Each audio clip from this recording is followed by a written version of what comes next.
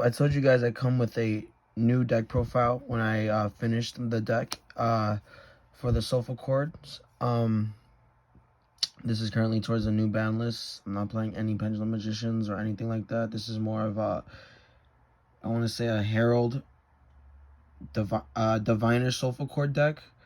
I don't play the Pendulum Magicians. I don't play the Double Irises. I don't play anything really. This is really like more like a just extension makeup board right now because we don't have the link to Soulful Chord Monster. Hopefully when we get that, this deck is going to be a lot more consistent. But it's actually fares pretty good. It's not bad. It does what it wants to do, and it does extend really good, and the deck's actually really fun. So hopefully you guys like it as much as I do and try to build a deck and play it. All comments and all tips, anybody got anything to say, you can put it in the comment section below. Please subscribe to the video for more Yu-Gi-Oh content. I'll do another update deck profile if I ever tweak the deck out, but for right now this is the list that I'm playing. I got a 15 card extra and a 15 card side. So first we're gonna start with the main deck. There's 40 cards in the main deck. We play triple Ash Blossoms. We play 3 Ashes. Reason why we play 3 Ashes is because it's Ash and she stops your opponent from searching, Foolish Burialing, and specialing from the deck. We also play 3 Nibiru's if in need. The Nibiru's are there to stop your opponents from overextending. Nibiru's just overall a good card. This is a nice, good little hand trap lineup for you guys to play. So we play 6 hand traps. Might want to up it up to 9. I don't know yet. Thinking 9's a little too much, but for right now, this has been working out. We play 3 Curia. She's a 8 scale. Her first effect doesn't really matter, but her scale effect says Soulful Chord Pendulum monsters. Your pendulum summons of your Soulful Chord Pendulum monsters cannot be negated. And what she is she's pretty much a Stratos. Her first effect, she boosts all Soulful Chord monsters depending on the scales that you have in your...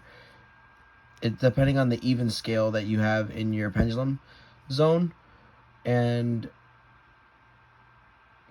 so she just kind of like just buffs them up by 100 depending on how much it is, you know. So like if I have 8 in there and I got her out, she'll be a 900 attack, you know what I'm saying? So when we use her, we're usually using her with Diviner. We special Curia out with Diviner when we tribute the Diviner. Then we have triple Soulful Chord Gracia. She's a searcher for your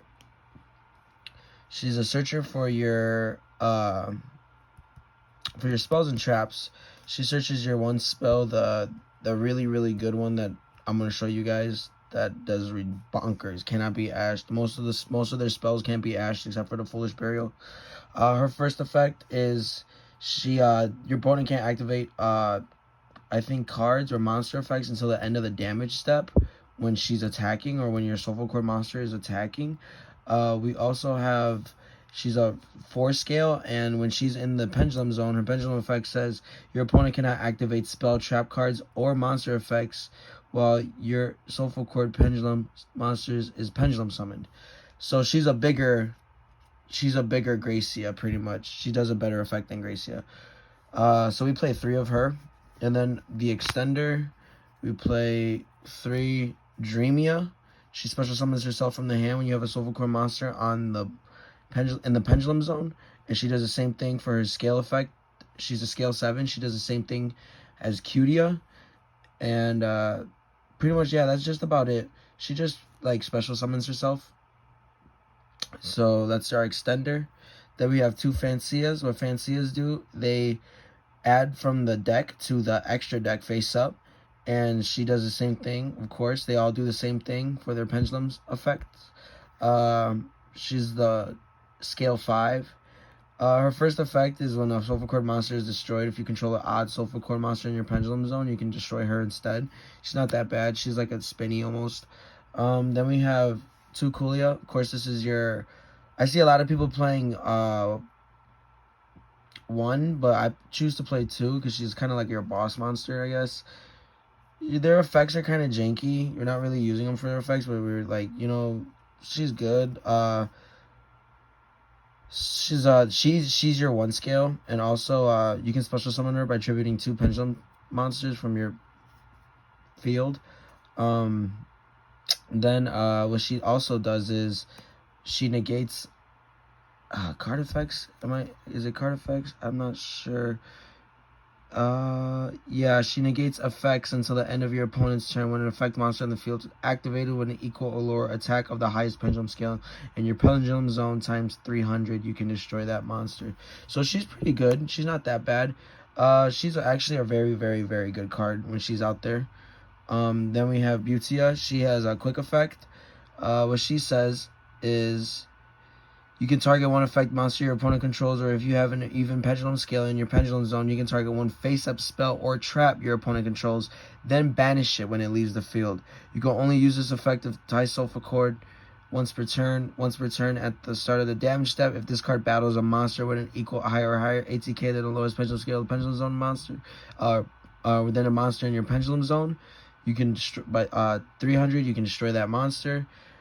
She kind of reminds me of, I don't want to say Kaiku, but she reminds me of Mystic Swordsman, how she just like runs over stuff. We only play 1 of her. Then we play this one. What she does is she pops spells and traps. She's your 6. This is your 2. And then this is pretty much your lone fire. We only play 1 of her because we're always usually going to tribute summon herself to go get Kulia. And then for the time, we're playing Diviner of the Heralds until we find a better deck list. This is probably the best deck list out right now because Diviner is actually very needed in this deck. Diviner just opens up a lot of plays. Starting off with Diviner is amazing. Then we play Trias Hierarchia. This is what starts your play up. You use Diviner, send this to the graveyard, then you tribute Diviner. With Diviner, you could special summon your Cutia.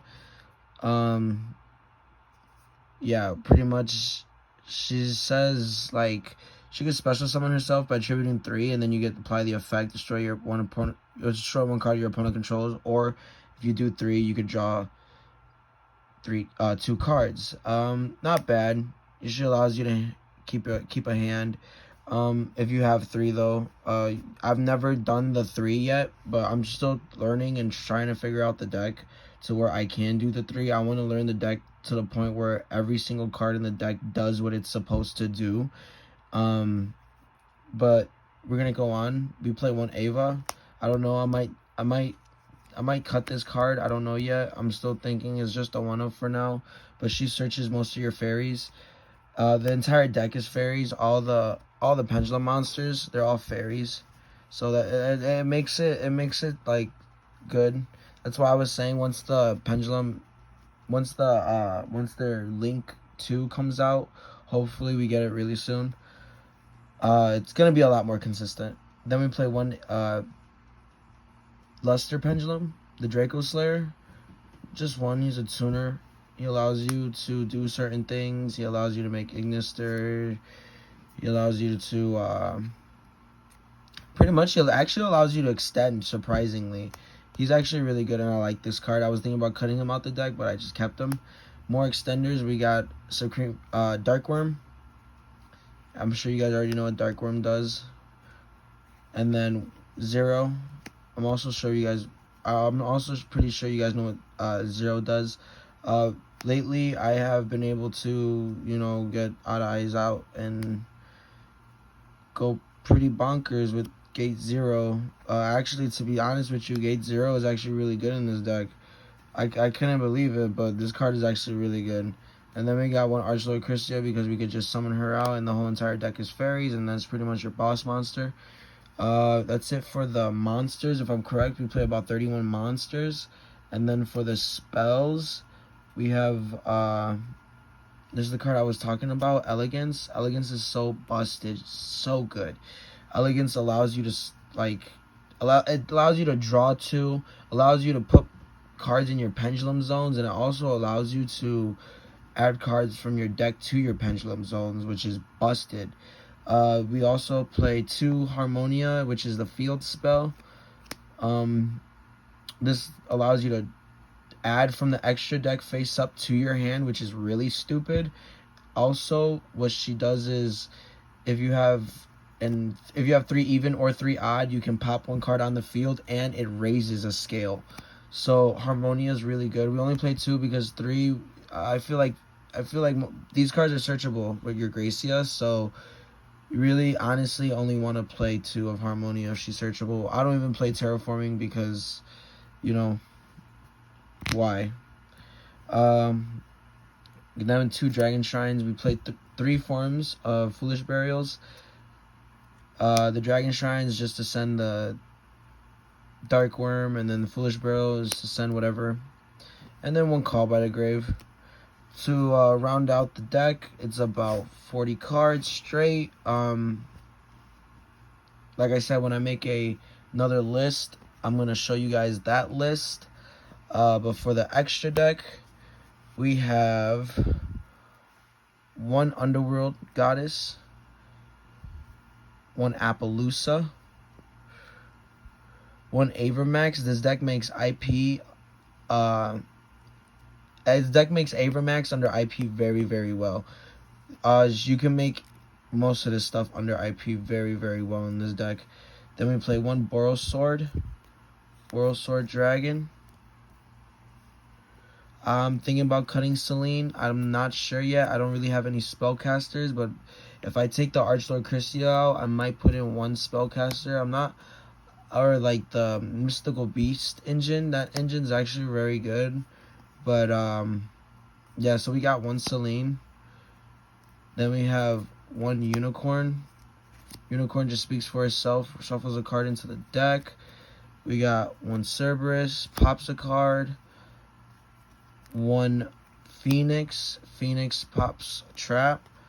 We got 1 IP Masquerena. I'm sure you guys know what she does. She is probably the MVP of the deck. She's very, very busted. You're usually always making IP and like having 5 cards on board so you can like go off. Then we've got 1 Cross Sheep. The Cross Sheep is for extensions and just to do Cross Sheep things. Depending on the hands that you have, Cross Sheep can get you places. Then we have Ignister Prominence. He's good. Just shuffles back. To be honest, Ignister Prominence, I want to take the Ignister engine out. I'm not sure yet, but for right now I'm playing it, and I'm just playing this one for right now. I have the XYZ, but I feel like this one's just a lot better. Then we have 1 Odd Eyes Rebellion Dragon. So this card, I just added this card because once per turn, if you have no cards in your other Pendulum Zone, you can place 1 Pendulum Monster from your deck into your Pendulum Zone. That's real busted. And then pretty much, like, if you Pendulum summon this card, you can make, it's like an OTK. It's a really, really big OTK card. Just put it that way. And then we have Odd Eyes Vortex Dragon if we're not controlling the board. So like if we make this and then we make this, then link it off, we can go into something like this to control or something like this to end the game, depending on the state of the board. And then we just have 1 Abyss Dweller. The Abyss Dweller is just really good. I honestly, after playing locals today, I really wish I made Abyss Dweller against Drytron. They wouldn't have been able to do nothing. They really honestly wouldn't have been able to do nothing, and I feel real stupid because this card is really good against Drytron. Excuse me. So that's it for the extra deck. For the side deck, we got 3 Lancias. Lancia's good. Allows your opponent to stop banishing. Since Dragon's kind of dead, I might want to cut this out and put DD Crow in, because DD Crow is just... DD Crow hits more things than Lancia does. You get what I'm saying? Lancia just hasn't really done much for me. Then we got 3 Droll and Lockbirds. The Droll and Lockbirds are good. Stops your opponent from searching or continue searching. The Droll and Lockbirds, honestly, I was thinking about placing these in the main deck instead of the Nebrews and putting the Nebrews in the side deck, because Droll and Droll and Lockbird just really honestly allows you to steal games. Then we have 2 Gameciel. I played 2 Gameciel. Gameciel was really good today because I got rid of that one Herald of Perfection, the ultimateness. So I just, tribute it, Gameciel. And then ran over it, which is really, really good. Gameciel is an amazing card. Most probably, definitely the MVP. And then we have 1 Pankratops, whatever it's called. It special summons itself and pops a card, which is really busted as well. Of course, we're going second. We're playing Dark Ruler No More.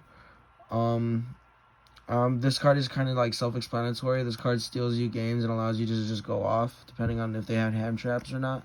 And then for the last 3 cards on our 15 card side, we have triple Cyclone, and also self-explanatory. Cyclone just pops your opponent's back row and gets rid of pesky things like Salamangreat cards, and just hits the traps and the spells that you want to hit, So that's it for the deck. Let me know what you guys think in the comment section below. Please subscribe. I'm trying to get more subscribers. I'm going to have more deck lists up pretty soon. I'll do some tournament reports, local reports, and just let me know what you guys think.